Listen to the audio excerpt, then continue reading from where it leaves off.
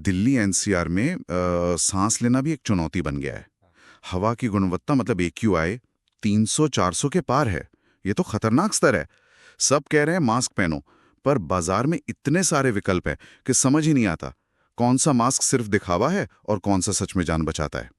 आज हम इसी की तह तक जाएंगे। हमारे पास एक डॉक्टर का विश्लेषण, एक वैज्ञानिक स्टडी और सरकार की सलाह भी है। तो चलिए पता लगाते हैं कि इन जहरीले कणों से बचने का सबसे अच्छा तरीका क्या है। बिल्कुल। और आज की बातचीत सिर्फ इस पर नहीं रुकेगी कि कौन सा मास्क पहनना है।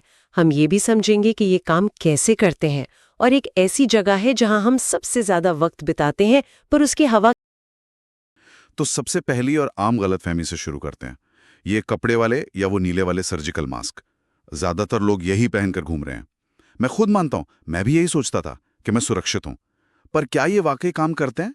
हमारे पास पल्मोनोलॉजिस्ट डॉक्टर पंकज छाबड़ा का एक लेख है। और उनका कहना तो बिल्कुल साफ है, ये मास्क PM 2.5 जैसे बारीक कणों के खिलाफ, मतलब लगभग किसी काम के नहीं है। PM 2.5 यानी वो सबसे छोटे वाले कण जो सीधे फेफड़ों में चले जाते हैं। हाँ, और खून में भी पहुंच सकते हैं।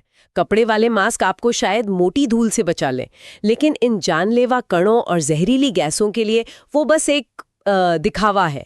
उनसे सिर्फ सुरक्षा का एक झूठा एहसास होता है। मतलब हम सब एक तरह के धोखे में जी रहे थे।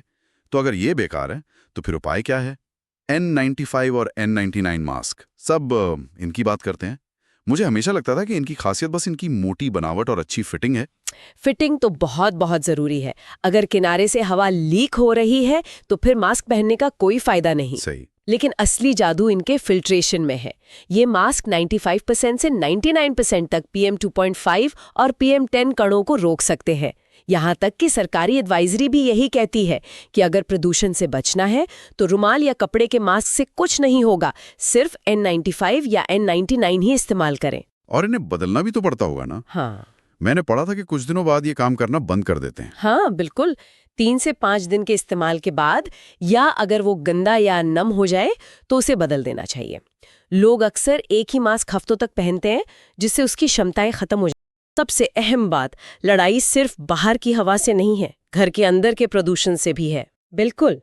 और ये हमें एक बहुत ज़रूरी सवाल पर लाके छोड़ता है। हम बाहर की हवा की इतनी चिंता करते हैं, लेकिन जिस हवा में हम दिन के 22 घंटे सांस लेते हैं, उसका क्या? क्या हमारे घर की हवा वाकई बाहर से ज़्यादा सुरक्षित है? और वो कौन से छोटे छोटे बदलाव हैं जो उस हवा की गुणवत्ता में सबसे बड़ा फर्क ला सकते हैं, जिसे हम और हमारा परिवार दिन रात अपने अंदर ले रहा है?